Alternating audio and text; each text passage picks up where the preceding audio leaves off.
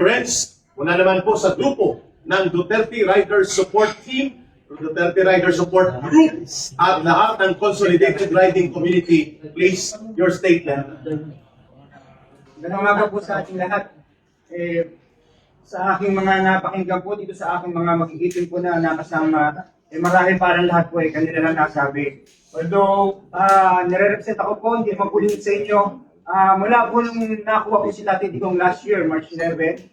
So, nagkaroon na po kami nang nakikita niyo po na lumabas kalsada ang DRS, which is saan po meron, nandun po ang Duterte Rider Supporters. And then kami rin po yung DRT, under naman po doon kay Founder Moses Lepaine ng Cebu.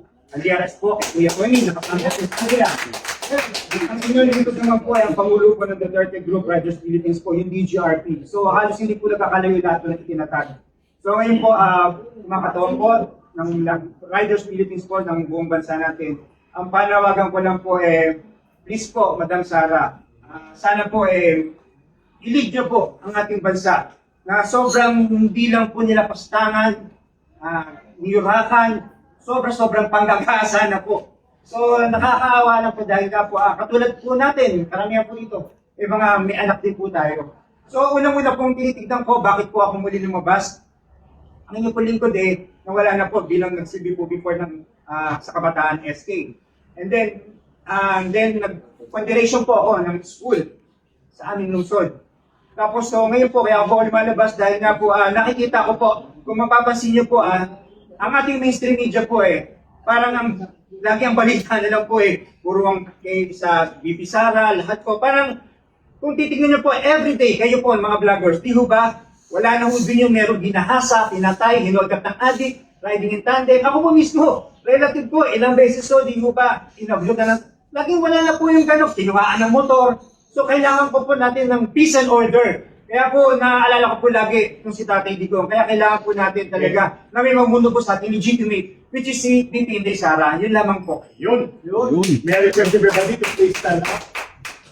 Congressman Dean, Brother Renz, ito po yung final call namin before the question and answer.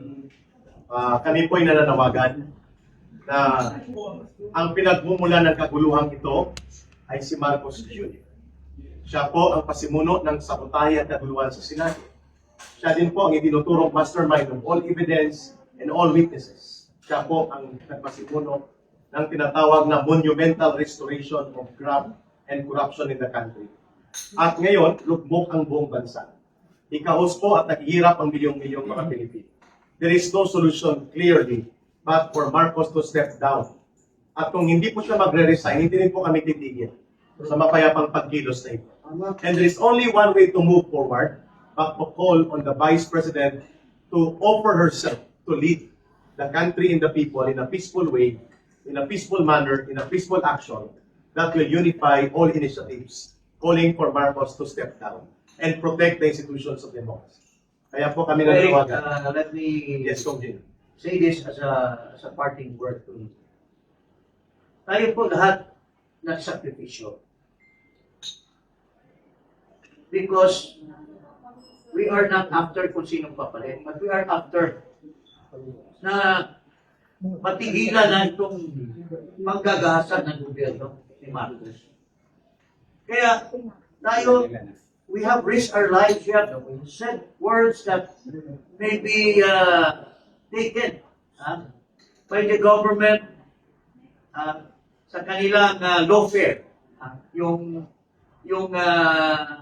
oppression. Kaya, once more, nakikiusap po ako. I appeal to you, Madam Vice President, na if marami po na sektor ng mga Pilipino na nagsakripisyo, risking their lives, you have said you're going to become president. Why don't you sacrifice yourselves also together with us? Yes. Join the ranks of the people. And join us, and you should be the leader.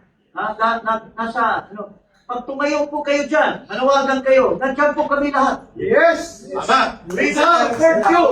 Yes! To our blood and death, we will support you, Madam Vice President. Klaro. Yun lang po. Okay. Mga kababayan, open for question and answer.